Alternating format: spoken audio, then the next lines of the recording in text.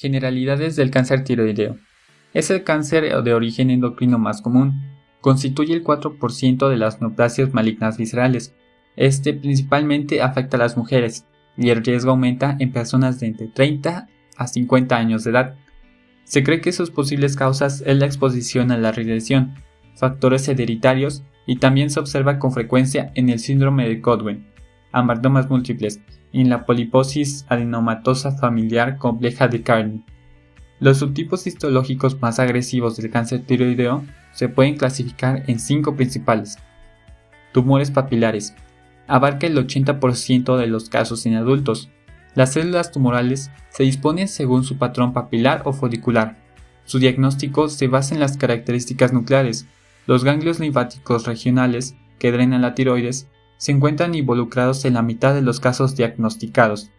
Del 2 a 10% presentan metástasis a distancia, en el momento de su diagnóstico generalmente a pulmones y huesos. Neoplasia tiroidea folicular no invasora con características nucleares similares al papilar. Son tumores de uso índole y cuando se resecan tienen un riesgo muy bajo o nulo. No necesitan tratamiento posterior con yodo radioactivo, ni vigilancia de seguimiento radiográfico o bioquímico. Cánceres foliculares. 10% de los cánceres tiroideos. Su máxima incidencia se da en personas de entre 40 a 60 años de edad. Tienden a invadir los vasos sanguíneos y a producir metástasis por vía homogénea, particularmente en los huesos. La metástasis en los ganglios linfáticos es muy poco frecuente en comparación de tumores papilares. El carcinoma folicular se distingue por la presencia de extensión tumoral a través de la cápsula o por invasión tumoral. Cánceres anaplásicos. 3% de los cánceres tiroideos. Se observa con mayor frecuencia en personas mayores a los 60 años de edad. Son tumores agresivos y de invasión rápida. Regularmente invaden los tejidos locales circundantes y producen metástasis a distancia. Cáncer medular tiroideo. Del 2 al 5% de los casos del cáncer tiroideo. Es un tumor neuroendocrino de las células C, de la glándula de la tiroides. Alrededor del 25% de los casos se produce como parte del síndrome NEM2. Los tumores medulares secretan calcitocina y antígeno carcinoembrionario, CEA por sus siglas. Su metástasis se da con mayor frecuencia en los ganglios linfáticos cervicales y mediastínicos y pueden calcificarse. Cáncer de células Horton. Es una variante del carcinoma folicular y tiene una evolución metastásica agresiva. Signos y síntomas. Algunos pacientes refieren la presencia de una masa cervical que aumenta de tamaño. Pueden mostrar ronquera por parálisis del nervio laríngeo, dolor cervical o disfagia. En pacientes asintomáticos, se detecta cuando los nódulos tiroideos sobresalen en la imagen del cuello o por un hallazgo en la realización de la tiroidectomía realizada por otras razones. Signos físicos. Se puede hallar una exploración física sistemática, en forma de masa en la glándula tiroides o en la línea media hasta la base de la lengua. Los tumores se fijan en el tejido circundante, con frecuencia tienen de 1 a 2 centímetros de diámetro y no son palpables. Los carcinomas anaplásicos suelen manifestarse en forma de neoplasias evidentes, que estos infiltran la piel y los tejidos blandos del cuello o provocan dificultades respiratorias. Desarrollo. Se han descrito 4 tipos de cáncer de tiroides: papilar, folicular, anaplásico y medular. El carcinoma diferenciado de tiroides. Se le llama diferenciado porque en el microscopio el tumor se parece al tejido normal de la tiroides. En comparación con los adultos, los nódulos de la tiroides son mucho menos comunes en niños y adolescentes. Sin embargo, hay una mayor probabilidad de que los nódulos de la tiroides durante la niñez sean malignos. Los carcinomas diferenciados de tiroides son absorbentes de yodo. La mayoría de los cánceres diferenciados de tiroides se originan en las células foliculares de las glándulas tiroides. Existen 2 tipos de cáncer diferenciado de tiroides, papilar y folicular. Cáncer papilar es el más común. Representa aproximadamente el 80% del total, normalmente en adultos entre 30 y 50 años. Se han descubierto varias mutaciones de ADN en el cáncer de tiroides papilar, como en el broncogen RET y menos frecuente en el NTRK1. La forma alterada del gen RET, conocida como oncogen PTC, se encuentra entre el 10 y 70% de los cánceres de tiroides papilares. Estas mutaciones RET generalmente no son hereditarias, sino que se adquieren durante la vida de una persona.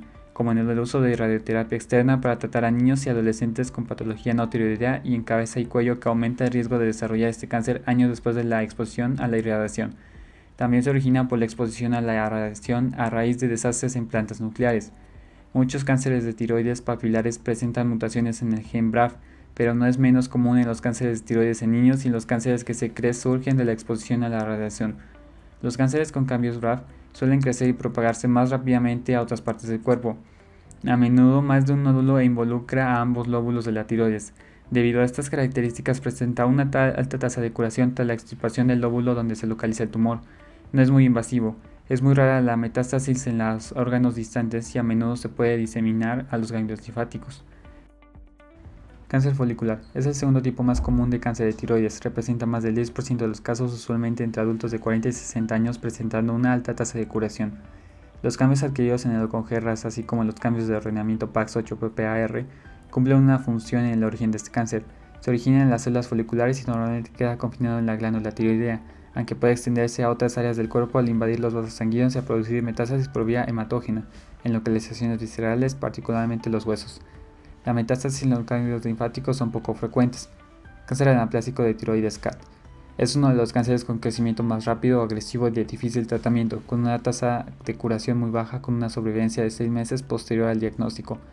Algunos autores consideran que la transformación anaplásica puede deberse a la administración de yodo radioactivo frente a una irradiación externa.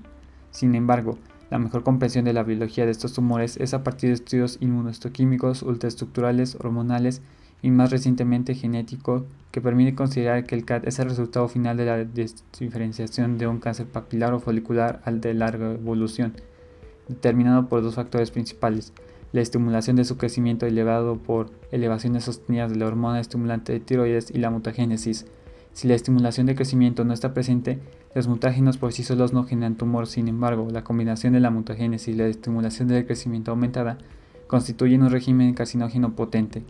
Las alteraciones del gen supresor tumoral P53 son detectadas frecuentemente en los CAT, lo que sugiere que la función alterada del gen P53 contribuye a la transformación y progresión de las neoplasias foliculares y papilares hasta fenotipos altamente diferenciados y agresivos de CAT.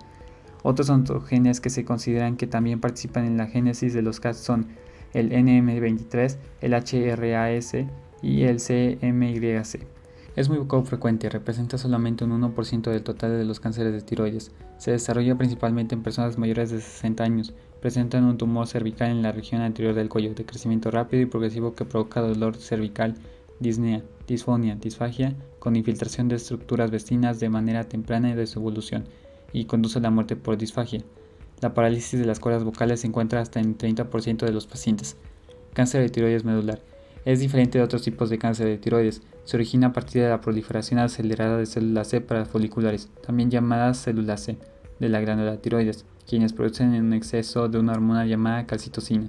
Frecuentemente suele extenderse a los ganglios linfáticos u otros órganos. Hay dos formas de carcinoma medular tiroideo, CMT hereditario. Aproximadamente 2 de cada 10 carcinomas de tiroides medulares resulta como consecuencia de una mutación genética en el pronto-oncogen red, que está localizada en la región proximal del brazo largo del cromosoma 10, banda Q11, y está constituido por 21 exones. Codifica un receptor tirosina quinasa que se expresa en las células derivadas de la cresta neural e interviene en procesos de crecimiento y diferenciación celular. Sus mutaciones afectan fundamentalmente a 4 tipos de tejido, todos derivados de la cresta neural: células C tiroideas, paratiroides, células cromafines de la médula adrenal y plexo autonómico entérico. Esta mutación está presente en todas las células de su cuerpo y es una mutación que es responsable del desarrollo del CMT. Sin embargo, en la mayoría de los pacientes, 75%, no se encuentra una mutación en línea germinal, indicando que el CMT no es una condición hereditaria. En estos casos, el CMT se conoce como esporádico. Saber si el MT es esporádico familiar se puede determinar con una prueba de sangre para el red pronto-oncogen. Estas mutaciones pueden generar otras patologías como una neoplasia endocrina múltiple NEM, donde existen 2 subtipos. Mendoza. El carcinoma de tiroides medular ocurre en los feocromocitomas, tumores que producen adrenalina, o glándulas paratiroides, adenomas paratiroideos. Mendoz B. El carcinoma de tiroides medular está asociado con los feocromocitomas y neuromas, típicamente un crecimiento benigno o un tumor del tejido nervioso, en la mucosa de la boca o del tracto gastrointestinal. Células y proteínas del sistema inmune. Las células más comunes que se encuentran presentes en el cáncer de tiroides son linfocitos T reguladores o CD4, ya que estas células pueden crear un bloqueo en el tumor, haciendo que las células tumorales dejen de proliferar. La proteína P53, factor antiproliferativo, participa en el proceso de reparación del ADN en el que se da cuando los genes generan una unión, creando así una inhibición de proliferación celular, deteniendo el ciclo celular en G1. Por el otro lado, tenemos a la proteína TGF-beta, que inhibe la proliferación de las células tumorales, y la proteína PTEN, que ayudan a controlar la multiplicación de las células que se crean por mutaciones de algunos de los tipos de cáncer de tiroides. Tratamiento del cáncer de tiroides. Cirugía para el cáncer de tiroides. La cirugía es el tratamiento principal en casi todos los casos de cáncer de tiroides, excepto para algunos cánceres de tiroides anaplásicos. Lobectomía. Una lobectomía es una operación en la que se extirpa el lóbulo que contiene el cáncer, por lo general con el istmo, la parte pequeña de la glándula que actúa como un puente entre el lóbulo izquierdo y el derecho. Tiroidectomía. En esta cirugía se extirpa la glándula tiroidea. Esta cirugía es la más común para el cáncer de tiroides. Al igual que la lobectomía, este procedimiento generalmente se realiza a través de una incisión de unas pocas pulgadas de diámetro en la parte frontal del cuello. Extirpación de los ganglios linfáticos. Si el cáncer se propagó a los ganglios linfáticos adyacentes al cuello, estos se extirpan al mismo tiempo que se realiza la cirugía en la tiroides. Esto es especialmente importante para el tratamiento contra el cáncer de tiroides medular y el cáncer anaplásico, cuando la cirugía es una opción. Riesgos y efectos secundarios de la cirugía de la tiroides.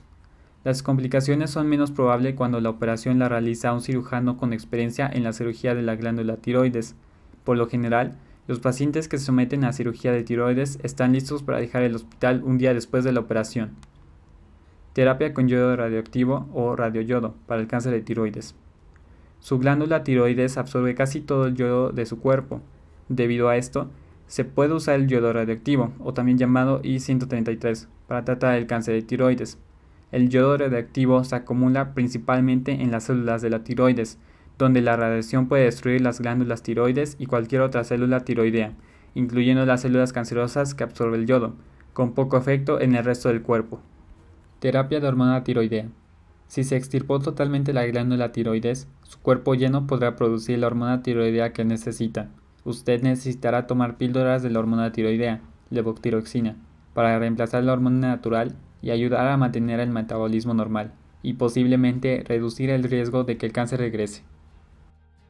La terapia dirigida se trata de un tipo de tratamiento del cáncer que actúa sobre los cambios que promueven el crecimiento, la división y la diseminación de las células cancerosas. Al reunir más conocimientos acerca de los cambios celulares que causa el cáncer, los investigadores tienen más posibilidades de crear inhibidores farmacológicos, los cuales actúen sobre estos cambios o que bloqueen sus efectos. La mayoría de las terapias que utilizan medicamentos son los anticuerpos monoclonales. Blancos terapéuticos. La presencia de marcadores moleculares tales como polimorfismos genéticos de los blancos terapéuticos, mutaciones en genes relacionados con las vías de señalización involucradas, la presencia de ciertas proteínas en el suero, etc., están siendo evaluadas como posibles marcadores predicativos a la respuesta de las terapias. EGFR.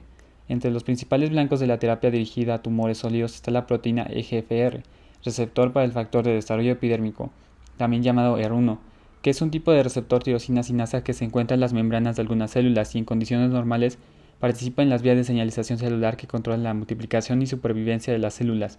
Pero si hay mutaciones en el gen EGFR, se produce una mayor cantidad de proteínas EGFR en algunos tipos de células cancerosas y que se hacen que multipliquen más rápido. Esto ocurre porque puede formar homo y heterodímeros con los otros miembros de la familia de los receptores para factores de desarrollo epidérmico ER2, ER3 y ER4, lo que los hace capaces de participar en señales intracelulares mediante la fosforilación de residuos de tirosina.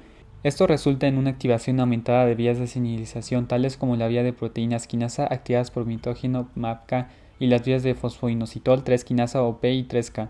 Estas vías pueden conllevar a la proliferación celular, prevención de la apoptosis e incremento a la angiogénesis del tumor y su metástasis, a través de la inducción de la transcripción de los genes implicados. BEGF.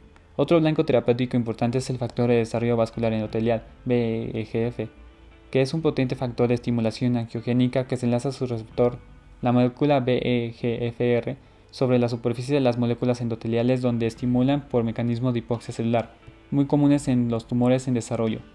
Anticuerpos terapéuticos. Para empezar, Se debe de saber que los anticuerpos son como proteínas séricas de la superfamilia Ig, producidas naturalmente por el cuerpo, y ayudan al sistema inmunitario a reconocer los antígenos, que son los que causan enfermedades, y los marcan para ser destruidos. De acuerdo a lo anterior, los anticuerpos monoclonales son como anticuerpos del cuerpo mismo, pero estos se crean en el laboratorio y están diseñados para interactuar con blancos específicos como los que se explican anteriormente. Los anticuerpos dirigidos contra el ER1 y el ER2 interfieren en la activación de estas cascadas de señalización para tratar algunos tipos de cáncer. Para que los patólogos determinen el grado de positividad en el paciente para ER1 y ER2, realizan lo siguiente. Procedimientos de inmunohistoquímica. Aquí se documenta el grado de expresión del receptor de la célula tumoral. La técnica FISH, hibridación fluorescente in situ. Aquí se informa sobre la amplificación del gen correspondiente. Es importante conocer la nomenclatura con su correspondiente clasificación para los anticuerpos antinucleares, los cuales voy a explicar a continuación. El nombre de todos ellos terminan con el sufijo MAP para referirse a que se trata de un anticuerpo monoclonal. Se le llama muridos si el origen del anticuerpo es el ratón y se le antepone la letra O, por ejemplo, tositumomab. Si proviene de una porción de la proteína humana y la otra de una especie diferente, se le llama quimérico y se le antepone la sílaba XI, por ejemplo, rituximab. Se le denomina humanizados si toda la molécula es humana y solo pequeños fragmentos de la secuencia de aminoácidos provienen de otra especie, y se le antepone la sílaba SU, por ejemplo, alemtuzumab. Son enteramente humanos si el anticuerpo proviene de secuencias de ADN enteramente humanas, se le antepone la letra U, por ejemplo, ipilimumab. Asimismo, si el anticuerpo fue diseñado contra un blanco tumoral, a los dos sufijos anteriores se le antepone la sílaba TU, por ejemplo, tositumomab, rituximab, alemtuzumab. Una vez entendido esto, ya es más fácil de identificar los nombres de los anticuerpos que son usados para los tratamientos de tumores sólidos con su blanco terapéutico, en específico, como se muestra en esta tabla.